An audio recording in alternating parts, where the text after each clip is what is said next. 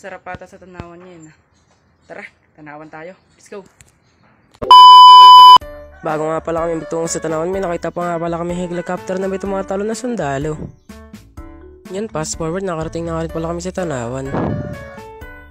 Ang dami nga pala nilang alagang hayop dito. Tinahanap nga kita pero di kita makita. Parang puro halos karamihan nga lang pala dito ay puro alagang hayop.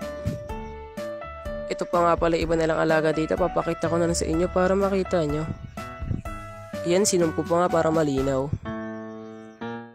Yan, kung makikita nyo naman kung gaano kaganda yung tanawan dito. Kaya nga tinawag na tanawan diba? Ayun, nakita pa nga namin dito yung duyan kaya sumakay na kami para mag-enjoy naman kami. Yan, sabi ko pa nga hindi pantay yung kwan kaya lumipat ako sa kabila kasi baka tumaob kami. Yan, puro halos mukha ko na nga lang pa yung makikita nyo dyan kaya magsawa na muna kayo sa mukha ko. Yan, tawan-tawa pa ako dyan kasi di kami makaasog. Hindi nga pala namin maugoy, isang pwesto lang yung napupuntahan namin. Dito tawan-tawa pa nga ako dito kasi inugoy nga ng tito ko at nagalit na yung tita ko sa sobrang lakas ng ugoy.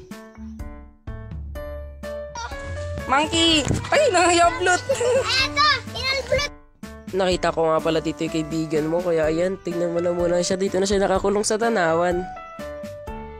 Ayan, puro halos kaibigan mo nga lang pala pinapakita ko dyan para magsawa ka makita mo siya dito na nakakulong. May sari-sariling pangalan pa nga pala yung mga yan kaya di na kayo malilito kung sino yan.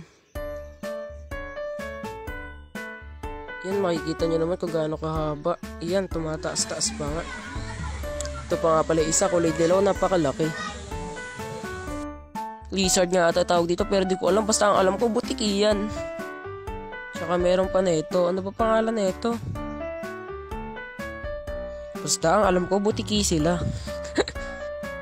May ibon nga rin pala dito mga ka-guys. Ano kaya klase ng ibon to? Comment nyo nga. Nakita ko pa nga pala dito si Lolong. Halos puro kaibigan mo nga lang pala pinapakita ko dito kasi yun na may karamihan dito.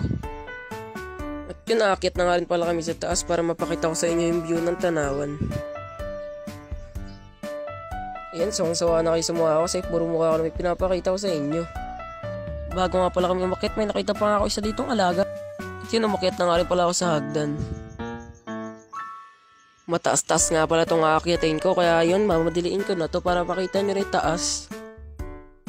Mahaba-habang proseso pa ng pag-aakyat to kaya yan, samahan niyo ako. Yun, nakarating na nga rin pala ako sa pinatok-tok. Ayan, makikita nyo naman kung gaano kaganda. Gaano kaganda sa taas.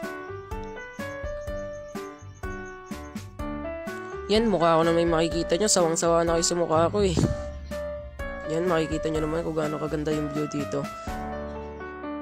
Tapos nakatutok pa dito yung magandang araw. Meron pa kayo pinakataas, di ko na nga inakyat kasi baka nakakatakot na doon sa taas. Yan, diretso pa nga pala ako sa gawitan para pampakita ko pa sa inyo yung iba pang view. And dito yun, papakita ko nga pala sa inyo baba para malula din kayo. Grabe nga itaas na ito, kaya nga sabi ko pag nalaglag yung cellphone ko, naku, lagot talaga.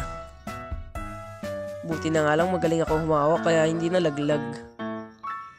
Ganda pa nga ng tama ng araw eh. Yun, ito sinasabi ko sa inyo nakakalula. Di ba napakataas? Ganda ng bundok dyan oh. Tapos ayan, mukha ako ulit. Kaya nga ako pag nalaglag ako dito, naku, lusak talaga yung buto. And yun lang naman, salamat sa panonood. Bye-bye!